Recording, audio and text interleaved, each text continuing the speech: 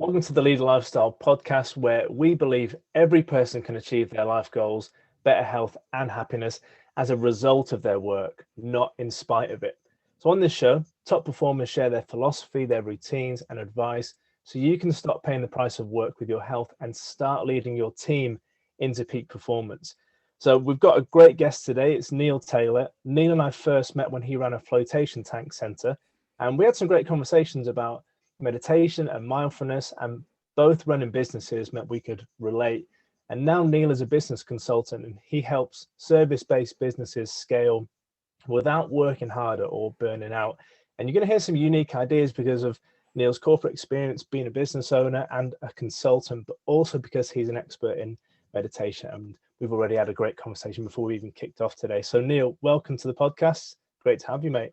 Pleasure to be here. So a few minutes ago, we were kind of in this awesome conversation. So let's just dive back into it. Neil was saying that there's only so much practical self-help advice that you can go out and research and read. And ultimately that turns into, I suppose, Neil, a procrastination of some sort. Yeah, I agree. I think that kind of as my journey, I've read too many books, listened to too many podcasts, watched too many videos, searched for too many answers. And I think that all of that time invested there has probably not resulted in the returns that I would have anticipated for that kind of investment. And I feel like the world is full of 5-step plans, morning routines, things that you have to do to be successful. And I feel like if the answer was out there, we'd all be ripped billionaires with living peaceful minds, full of joy and happiness, and we're not. And I feel like the entire self-help industry is almost a self-fulfilling machine, sort of like the pharmaceutical industry, where they want to keep selling advice as opposed to get people to where they want to be. And so I think that where my journey's taken me is the rejection of prescriptions and 5-step plans and 3 things that you need to do to have a successful day, and more an internal view of looking at what works for me, what do I genuinely want, and why don't I already have it? And I feel like that acceptance has got me into a place where, as I am about to become a father, that I'm a lot more at kind of peace with the successes, failures, hopes and dreams that I kind of have. So yeah, that was what we were talking about before. And it's going to be interesting on this podcast, and it's the first one that I've kind of been on since I've taken on this kind of mindset or this position, where the reluctance to both give prescriptions and take prescriptions, and how this conversation is going to flow, I think will be interesting, where I'm not going to give you the 3 tips that you need to become mindful, or even if being mindful is a goal that you should be looking for, and more kind of hopefully trigger a genuine desire stroke interest within yourself to achieve the things that you want to achieve. Yeah, brilliant. And you know what? I think I'm probably at a similar stage in my journey, because when we first met, I actually came to you to go into the flotation tank because I was having, I think I was 18 months into my diving into being a full-time gym owner, and I worked at the bank and I worked at the gym in the evenings, kind of part-time, for 4 years before I had the guts to actually say, you know what, I'm gonna quit the job and go all in, burn the boats and make it happen. And within the first 3 or 4 months, I quadrupled the revenue. I was much more profitable. Within 9 months, I used to drive a 10-year-old Vauxhall Corse, and then I got a BMW. I did all the consumerist things that I'd been dreaming of doing because I was so poor for so many years. And then a year later, I was making, I think we were like 10 to 15K a month revenue, and really had minimal profits from that. It had just become an exercise in my own ego to see how much money I could earn each month through selling gym memberships and courses and stuff. But I was struggling with that amount of money because I never had it before. And so I was in the flotation tanks to kind of deal with a fear of success, and I was self-sabotaging, and I knew that. But that was 2014, 2015. So 6 years later, I've been through so many business courses, so many masterminds, had so many people kind of help. And ultimately, I think that when I do get success, it's when I take the actions that I already knew that I should have been taking. Absolutely. Absolutely. And I think that part of me questions whether you have to go through that or whether you can actually hear it from other people to realize that yourself.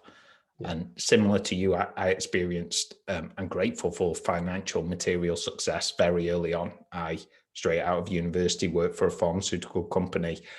I did well. I was sent to Sweden, London, Japan, all expenses paid for years at a time. And so anything material, all of my income was disposable.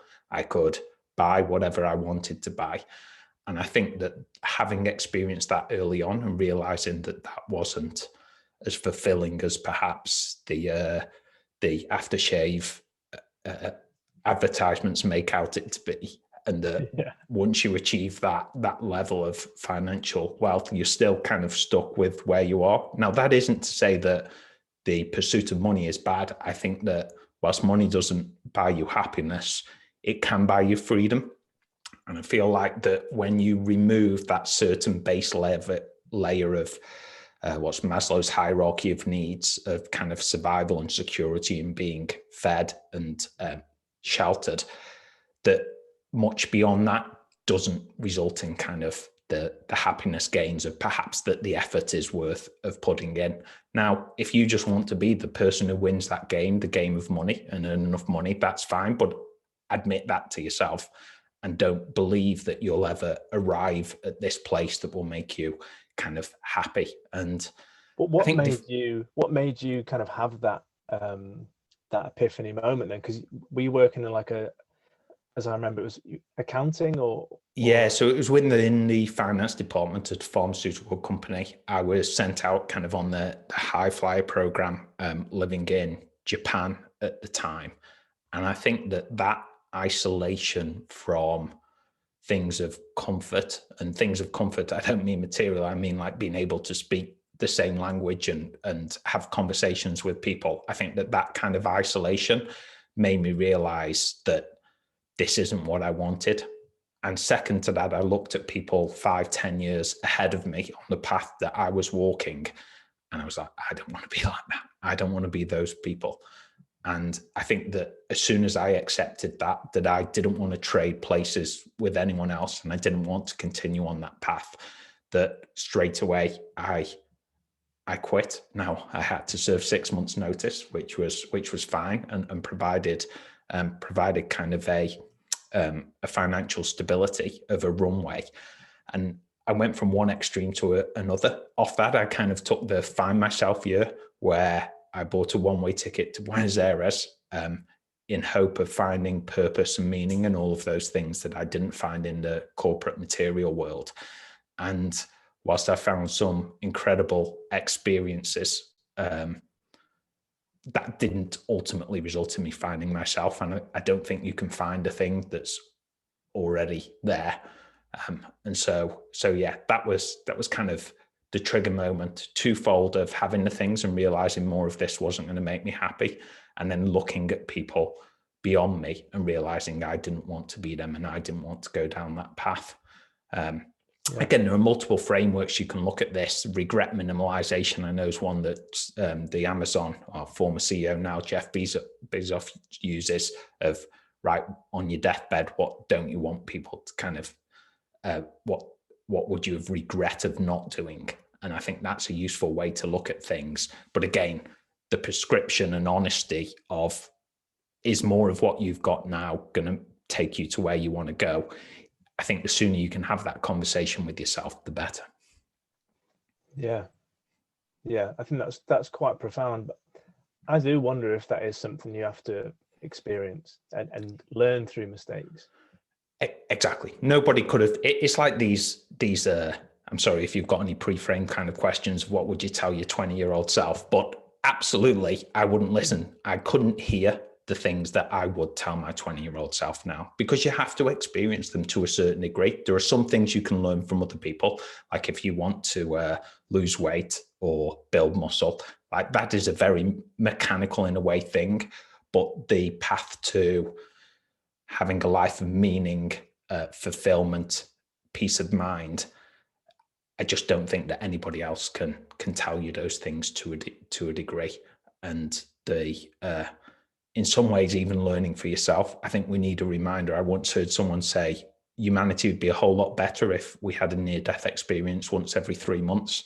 And that might be a little bit too extreme, but we do often think like we're going to live forever, or live like we're going to live forever, even though intellectually we know that we're all going to die. And you can walk past a gravestone and you can see an old person and you sort of know that's going to be you someday, but you don't actually embody that and live that life. And I feel like, yeah, that the more that you can, the sooner you get to realize that, the more path to freedom you have. And a lot of these kind of great spiritual leaders, whether it be the Buddha or those have had this near-death experience or this feeling that they were going to die. And I feel like that kind of drove a lot of their search for something else. Yeah. I think I had a similar experience because I grew up in a really small village in South Wales, and it was my career paths were basically do something to do with farming or the outdoors or go into the military. Like my dad and my granddad were in the military, and I thought I don't want to do either of those things. And I love rugby and I love training, but I couldn't have had a career. I couldn't have started a gym there. It just wouldn't have been financially viable, and there were no universities that did the degree I wanted to do. So for me, it was almost a biblical story of going, on a journey to do the education, go to the professional clubs, do my business career. And now I'm finding that as I'm getting older, I'm 33 now, so I left home when I was 19, and and as I'm getting older, I'm realizing that actually what I want is to have a small little farm in the countryside, and kind of it almost is going to go back full circle where I'll have experienced the journey that I wanted to achieve myself in life, and then I'll have fulfillment at the end in a kind of quiet small home. You zoom back to your 19-year-old self when you left school and told that person, I guess you in nature, even if it wasn't you in mindset, and they just wouldn't listen, right? If you say everything you're looking for is right here in front of you, all of those dreams that you have making money won't make you happy. It's like you're not going to listen. You're going to think that person's crazy. And you're like, I'm not going to end up like that guy. And I feel like it's this kind of paradox of, it's almost like life's this one entire joke that we're playing on ourselves to realize what's right there in front of us all the time. And again, these can sound like parables, and what you've described is the hero's journey, the basis of multiple movies, multiple books.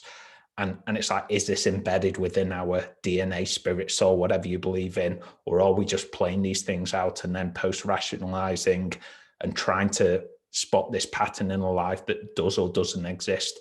I think all of these questions you can get lost in intellectually, whether that be the simulation theory or whatever it is, versus, right, how do you feel right now? What do you want? What's working in your life and what's not? And I feel like they're the very difficult questions that we should ask ourselves more often.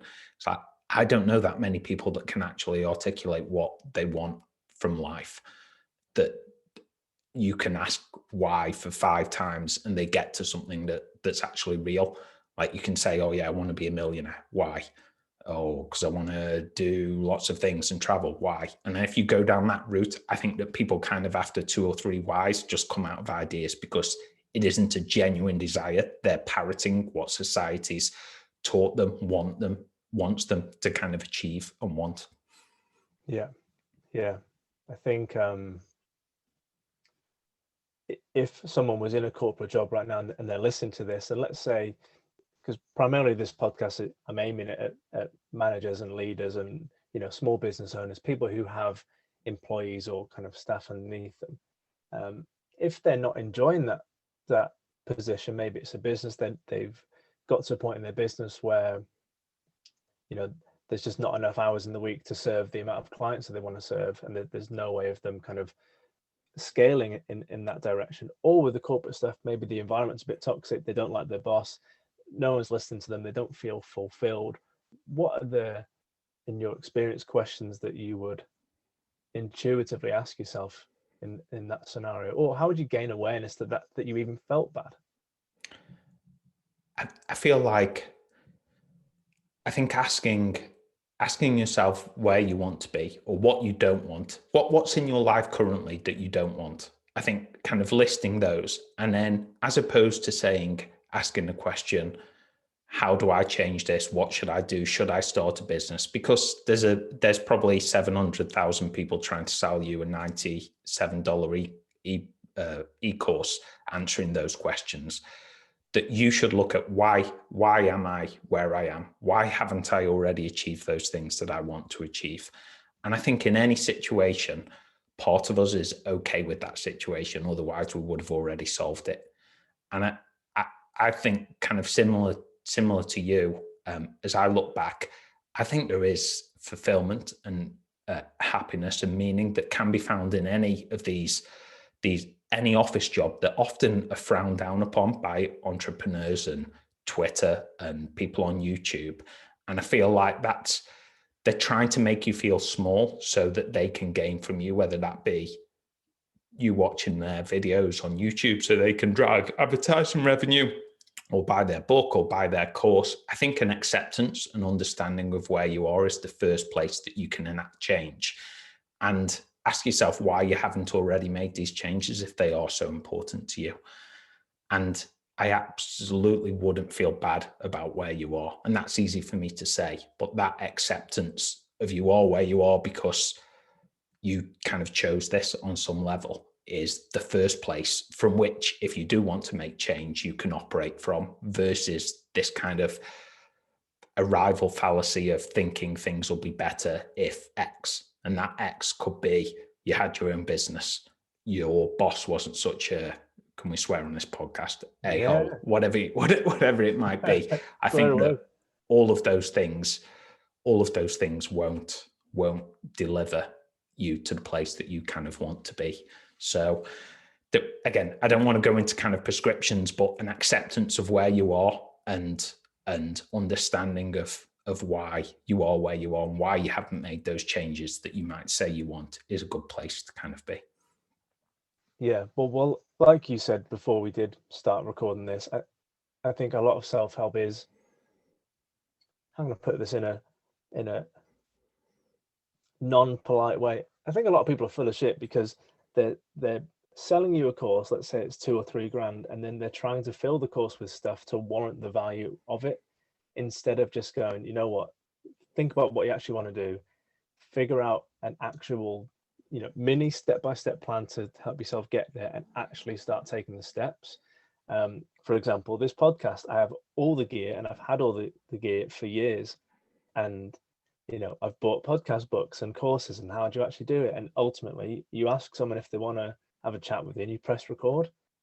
And I got so frustrated with myself at the start of this year that I wasn't doing anything, that I've just started messaging people, and like you and a load of my other friends and people that I've had kind of business relationships with, they're more than happy to jump on and have a conversation. This is actually fun. This is, for me and probably for you, this is actually the best part of having a business, is you get to talk about this sort of thing, and you get to help people, and you get to share your own personal experiences.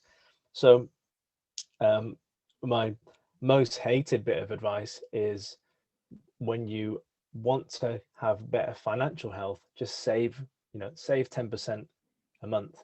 But I've been in a situation where there wasn't 10% left at the end of the month, and there wasn't even enough to buy food on one occasion. And Sarah had to, our second date was in Tesco, and Sarah was buying me, a couple of days worth of food, because I literally had no money, no food in the cupboard, and I was like eating every other day a couple of bowls of rice. But that's the the start of the entrepreneurial kind of grit, isn't it? But I think that it's really important to think, like you said, to trust yourself and know that you already know the things that you need to be doing, and just go, why the bloody hell aren't I doing it? Don't feel bad about it, but actually just take the smallest step you can take, and take it today, and don't have a fantasy about how you're going to suddenly in a year's time get there in a micro step today. Exactly. I think that humans, I certainly have this, and probably all people, that we worry about problems that we don't already have. And you can take 2 or 3 steps down the line. Let's say you want to start your own business, and then, okay, right, you focus, but then you're worried, oh, what happens if I get too many clients? The thing that I'm doing won't scale. And it's like, oh, hang on. Like, you haven't got one client yet. You haven't made a cold outreach. You hadn't taken the step of setting up your business, whatever it is. And we can worry about problems later down the line. And I feel like pulling it back, like you've just described, to what's the next thing that I need to work on? What's the single next step that I need to take? Don't worry about 30 steps down the line and what may or may not happen, and focusing on the present moment, the here and the now, and trusting that you can solve the problems that come down later in the path. I think that absolutely is a great advice, as well as not asking what you should do, how you should do something, but why haven't you already done those things? And I think sometimes, what's the phrase, addition by subtraction, removing the things that are stopping you from doing that. It might be caring about what other people think, and you can just accept, I'm too worried about what my parents are going to say if I leave this corporate cushy job. That was certainly something that I felt, and that was kind of holding me back. And until I understood that and accepted that that was the case, and that I wasn't strong enough at that point to disappoint them, that I couldn't move forward. So I think understanding why haven't I already got the things that I want, and then what's the next smallest possible step that I can take towards what I say I want, are 2 great bits that everyone can do today. And you know what? If you're in a job where you're managing people, or you don't like your manager, deal with those problems first, as opposed to trying to jump ship and think that the grass is always greener somewhere else, because that's a problem right there in front of you that you can solve. And don't think that everything's going to be great if you just started your own business, or started a podcast, or started a YouTube channel. It's like, you're going to have these problems anyway, so learn to deal with them there and then. And I think that start where you are today, as opposed to think that any kind of change is going to make things significantly better. Yeah. Awesome, man. I think that's a really nice message. And in terms of your own meditation and mindfulness kind of habits now, what are the things that you are doing now, and what's your journey been like the last 5 or 6 years? Absolutely. I think let's start off with the phrase mindfulness. Does anybody listening, and yourself, do you want more of your mind? I want the exact opposite. I want less mind, no mind, mindlessness in a weird way. It's like the idea of being mindful is not what I think we want. Like, do we want more thinking and more mind? I think that kind of phrase of, and whilst there is value in appreciating and living in the moment and focusing on the things that you do, I think that the removal of your mind, and I watched Last Samurai two nights ago. Have you seen the movie with Tom Cruise? It's a little bit of an old one. Yeah. And he's practicing his swordsmanship, and he's trying really hard, and he's remembering his various routines in his practices. And someone just pulls him aside and is like, no mind. Mindless. You don't need to think more about the things you do. You need to let go of that and just go with the flow. Anyone that's experienced a zone, flow, whatever state, you aren't mindful in that. You're almost mindless. And I think that that's something that's come to me recently. But if I take a step back, I've always been an overthinker. I've always thought too much, ran too many scenarios through in my mind. And the first time that I heard about meditation, mindfulness, that really appealed, because it connected. How can I get away from this voice inside my head that's probably the worst friend that I ever had? And the phrase of the power of now. Have you read that book, Eckhart Tolle? And he talks about how he's following down the street this crazy person who's saying all these weird things, talking out loud, having these conversations. And he's like, wow, avoiding that person. And then he realizes in the lift, I can't remember exactly, it's like, oh shit, that's me, except for I'm just saying these things inside my mind. And that when I read that sentence, I just put the book down, and that was me done for the day then, because it was like such a deep realization that the inner stories that I have in my mind were not helping me. I think that was my first realization, that there was something out there. It was an acknowledgement of where I was, and I didn't want this. And I think that first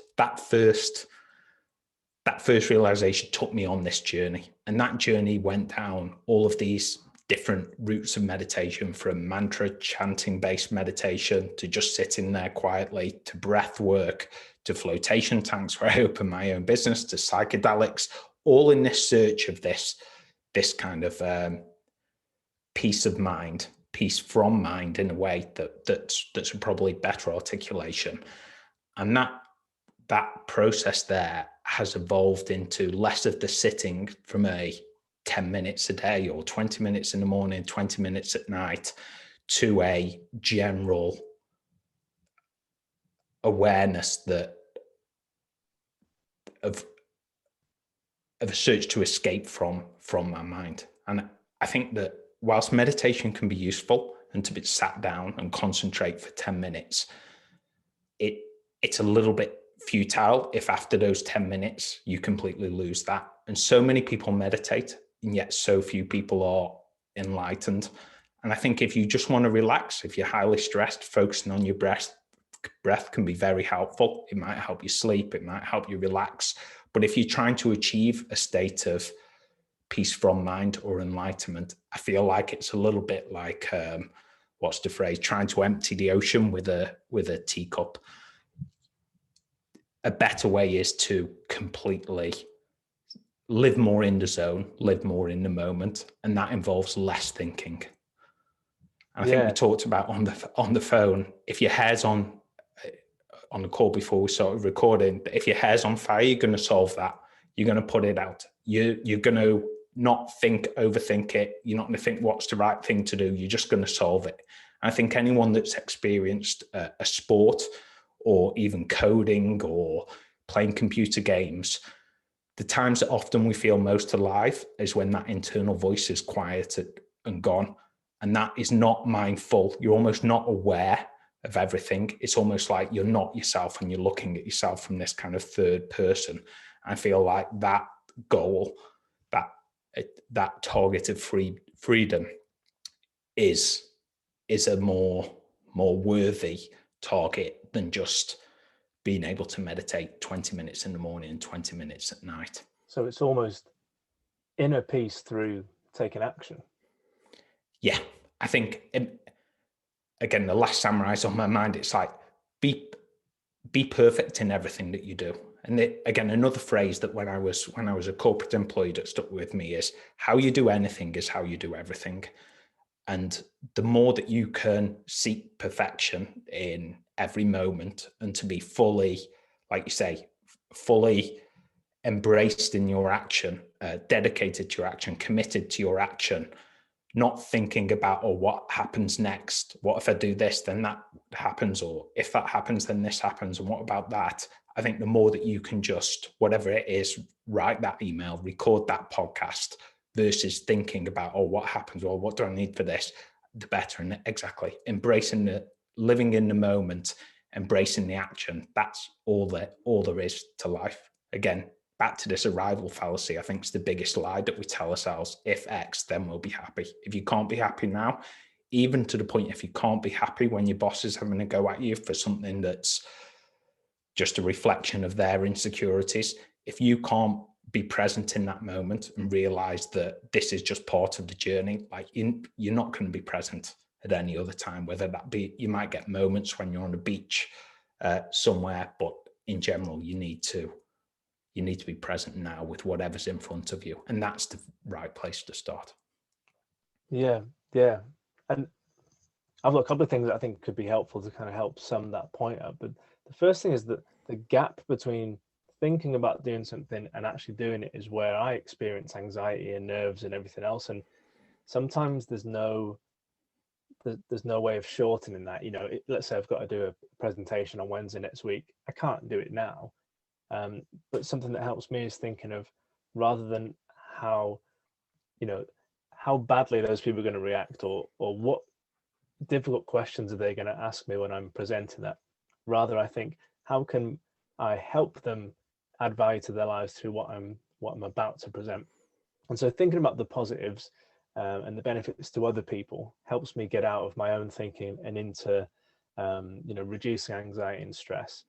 And then the second thing is, as you said, the last summer I actually played the drums, and I've played the drums since I was 4 years old. So that's almost 30 years of drumming. I'm just fortunate that I was given a Mickey Mouse drum kit when I was like a kid, and I just got addicted to it. And there are things in drumming called polyrhythms, and so one hand will be playing one rhythm in one time signature, and another hand, or foot or whatever, is playing a different rhythm in a different time signature. And you literally can't think, if I think 4 beats with this hand, then I lose what this hand's doing, and if I think what this hand's doing, then I lose with that one. So you have to learn it individually, and then you integrate it, and then you step back and you just let your body do it repeatedly and at different tempos and different speeds. But as soon as I hear myself play it, it's fucked. It just breaks down. Or as soon as I think about transitioning to 2 bars in the future, I'm fucked. It just breaks down. You have to go, right, it's like bouncing a basketball in each hand with your eyes closed. You just have to feel it. You just have to let it go. Exactly. And you almost have to learn the techniques to let it go. And I think presentations is an interesting topic that you talk on there. And I've done many a presentation in my corporate life. And I went from this kind of the first step of you just try and wing it because you think you're great. And that inevitably goes badly. And then you can go from one extreme to another where you try to overscript everything. And like you say, you're focused on every word, and you read 20 books on how to give a great presentation, and you're trying to go through all these steps and remember, you've got to create a hook, and then you've got to create intrigue, and then create open loops. And then almost the last stage is you prepare, but then you let it all go. And I think that, like what you talked about there with drumming, and it applies to everything in life, is you've got to reach a certain level of competence, and then you've got to let it all go. It's like if I don't know who a great golfer is now, but like Tiger Woods in his prime, he's not overthinking on, all right, I need to pivot this much, I need to do this with my wrists, my head position, that when he's swinging the ball. He just needs to let it all go and just trust in his, whatever you want to call that, but it's not mind, it's your mind. When you're playing drums, the more your mind can get out of the way, the greater your success. And I think that when I kind of listened to podcasts when I was in this corporate world, and often I'm sure some of your listeners do knowledge work, this kind of amorphous term that covers all these kinds of things. But this application, like you talked about in presentations, letting go of techniques and the word and connecting with the people in the audience on this human nature, looking into their eyes, what needs to be said, what isn't being said here, that everybody kind of acknowledges. It's those not thinking from a mind of this is how I phrase a question, of just letting go and trusting yourself. I think that's fantastic kind of advice that anybody can take. But there isn't a 3-step plan on how to do this. You've got to almost kind of trust yourself and get out of your own way. And we are our biggest blockade to our own success. Nobody else, not your boss, not your kids, not your girlfriend, your wife, whatever it is. It's like you're the only person holding you back. And the more that you can escape your mind and be free from your mind, the more that future, those possibilities open up to you. Yeah, well, I'd be interested to know what you think about distractions and social media, and how that can actually impact your own focus and your own no mind. Because if you're trying to be in the zone and not think, and then your phone pings, or someone phones you, or someone asks you to answer an email in a certain space of time, like how do you view those things as positive tools? Because you've got to connect with other humans, but how do you manage that? Yeah, it's a problem. I feel so fortunate, slightly older than you at kind of 38 now, that I grew up in a world with no mobile phones, no social media, barely the internet, and that I've experienced that distraction-ish free kind of life, and that most people nowadays have never experienced that. I think the acknowledgement, first of all, that all of these platforms, technology, have got their own goals in mind, and those goals are very rarely aligned with your goals. So that these things are actively trying to distract you and to sell you a dream and to keep you where you are, whilst giving you a little taste of where you could be. And it's this idea of they build you up to make you want to feel kind of big, and then they knock you down to make you feel small, like you're inadequate, or that all these people are doing these other things that you're not. So I think the more that you can cut out distraction externally, they're the easy ones. The internal distractions, like the mind, are the hardest. But the more that you can do that, and there's plenty of apps, tools, and things that you can use to start training yourself on those, that's your only route to success. There's no, even Gary Vaynerchuk, these people who are constantly on social media, I just can't believe that anybody can actually build something and be happy and successful when you're distracted 7 times a minute from social media or email. But I think that you've got to look at, what are you getting from this? Acknowledging that there are positives. Social media aren't all bad, but is the payoff enough of the investment and the downside that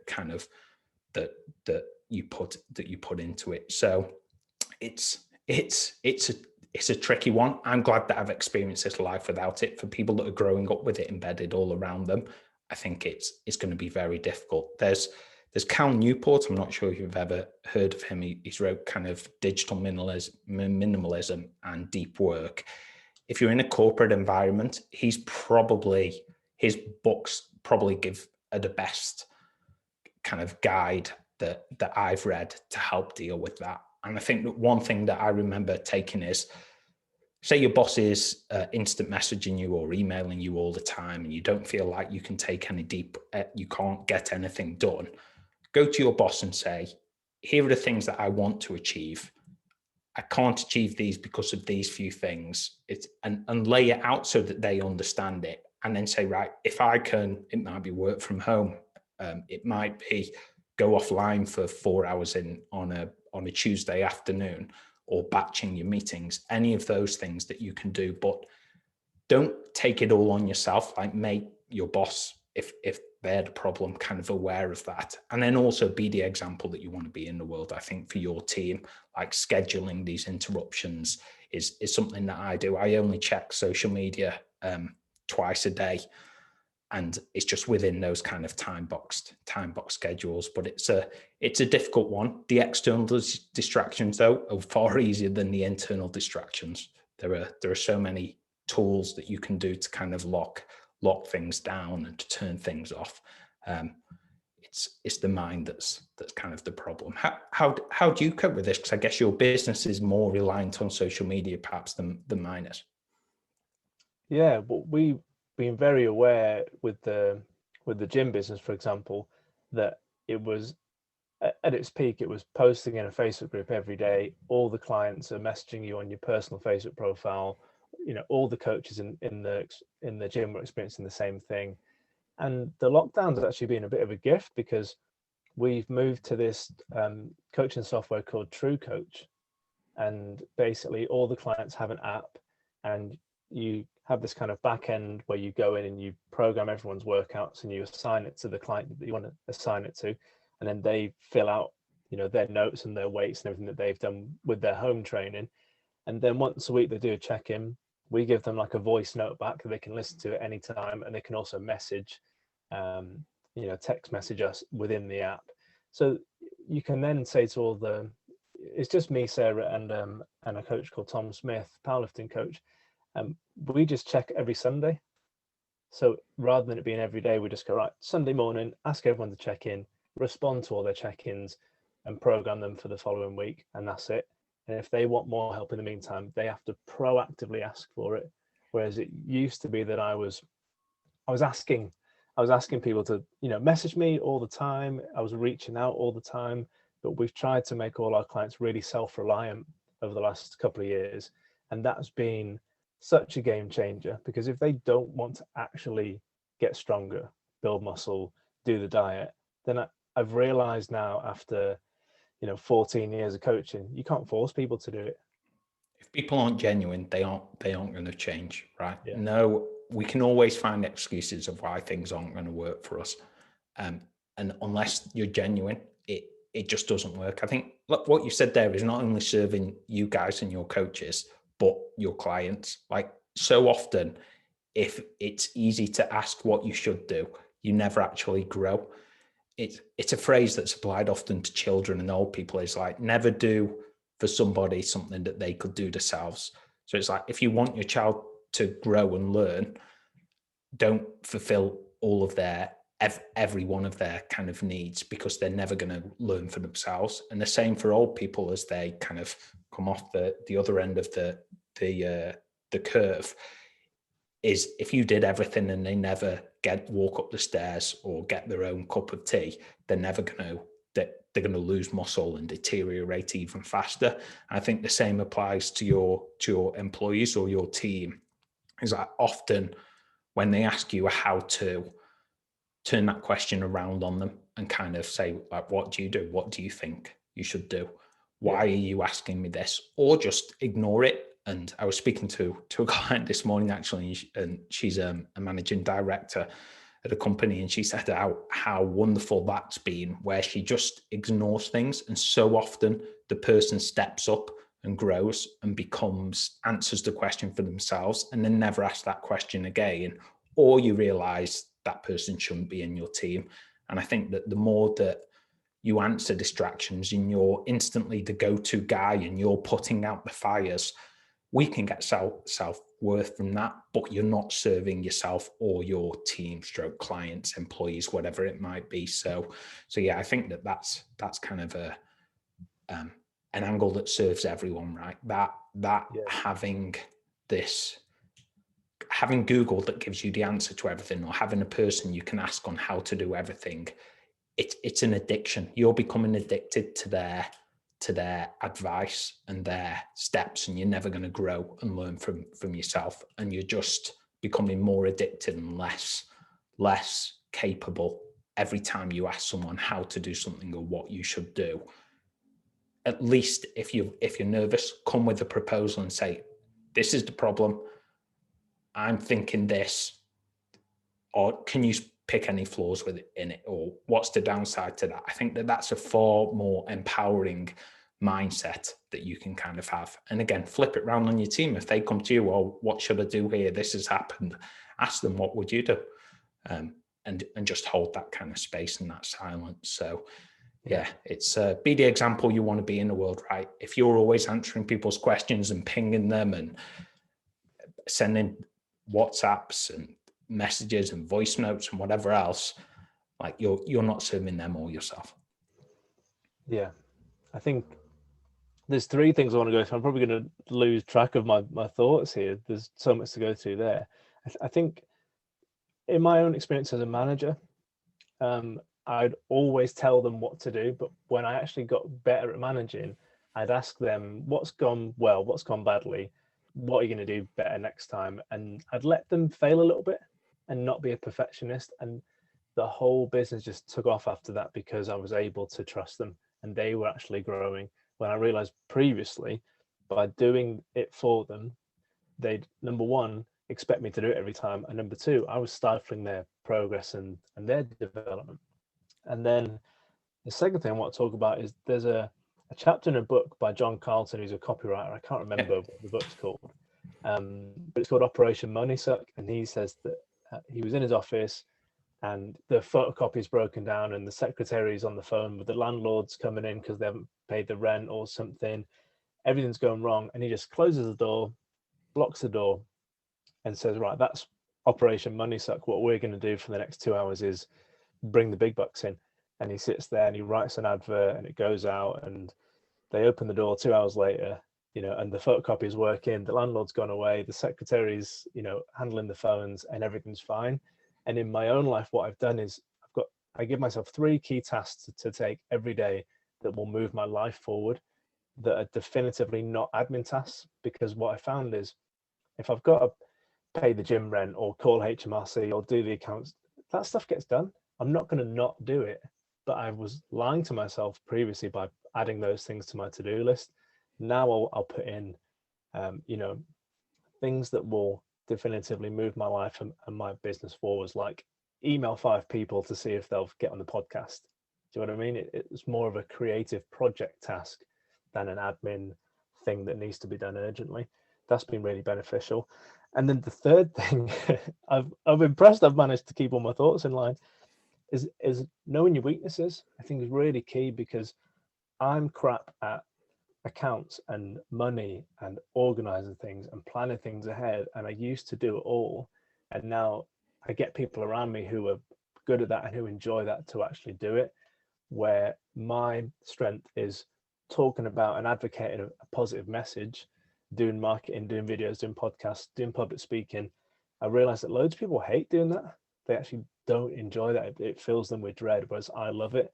And what fills me with dread is setting out a financial forecast for the next 12 months, or having to sort out clients' programs 6-12 months in the future. I'm capable of doing it, but that doesn't mean I should be doing it. Yeah, when I used to be a manager, I remember repeating over to a guy about the weaknesses, and again, it comes from not me, but someone else, is if all you do is work on your weaknesses, you end up with a life just of strong weaknesses. It's like, is that going to move the needle? Is the phrase that I like about, right? Is this going to move the needle in my life, in my business, or is this just a sophisticated form of procrastination? I think, yeah, focusing on your strengths. Do you want a life of strong weaknesses? I don't think that's a goal that anyone achieves or anyone strives for. Absolutely. Yeah. And just on your first point, I just pulled out a note, something that really resonated with me. I'll just read it and paraphrase. It's like, if a team member comes to you about a problem with another team member, it's easy to try to take on that burden and kind of try to solve the problem for them. But if you do it 3-4 times, like, you become overwhelmed with carrying the weight of their kind of decisions. So they give this framework to kind of deal with that, is when that team member comes about a problem with someone else, they say, okay, I'm going to assume that you're either telling me this because A, you need to tell someone in order to get your thoughts clear before you go and have a direct conversation with your co-worker, or B, you're worried about how that conversation will go and you want someone else to be there as an observer. And I feel like that straight away, that framework there is, don't solve somebody's problems. Let them either talk to you so they can clear the thoughts, or do they just need to support to have that difficult conversation? You're being the better person there, and you're empowering them. So yeah, absolutely. I think that these principles of get out of your own way and trust other people and focus on what you're good at, I think are absolutely key at whatever stage of life, and can be applied whether you're a business owner growing a business, or whether you're working in a corporate job in a team of 20. Yeah. No, totally agree, mate. And thanks for reading that out. I think we'll wrap it up there, Neil, because we've gone through loads. It's been really enjoyable. I think to kind of sum up, don't get addicted to self-help stuff. Trust that you know what you want. You just have to ask, and trust that you know what to do. Accept that, and rather than having this future fantasy of where you're going to go, try and take a micro step towards that today. And then in terms of self-talk, taking those actions gives you the state of no mind. So rather than worrying about things and thinking about things, remove that and just actually do the things. And I always say to my clients, see what happens. Are you scared? You've never deadlifted 200 before and 200's on the bar? Just have a go. Like, don't be scared. See what happens. Know your weaknesses, and I suppose the opposite, that would be focus on your strengths. I think it's a good summary. Absolutely. Yeah. Know the broad direction that you want to go in, and then just take that next single step. I think that all of us probably know what that is inside. We don't need to read 1,000 blogs or listen to another 20 podcasts. It's like that one thing, whether it be create content, have that difficult conversation. We all know what that is deep inside. And if one last kind of mental model to leave you with is, if you don't know what that is, what would, if you've got a significant other, what would telling them, think of yourselves as hunter-gatherers, what would you like to bring home for dinner to your family? What would you be proud of telling your friends and family about that you did today? What moves the needle? I think kind of focusing on those, however small that might be, is a good way to take one step towards a better life. Beautiful, mate. Wicked. Where can people find out more about you and what you do? Yeah, so I've got a personal website at nativeneil.com. That's Native, Neil, Neil.com. I'm sure you've got show notes and the various likes. So yeah, I do various business consulting and the such. Yeah, I'll add that link to the show notes, mate, so people can find out about you. Well, thanks for doing this, mate. And I think it's just been such a deep one. I'm definitely going to go back through this and take some notes and reevaluate myself as well. And it'd be great if you would come on again. I think there'd be definitely a load more we can go through. But thanks so much for doing it, mate. Pleasure.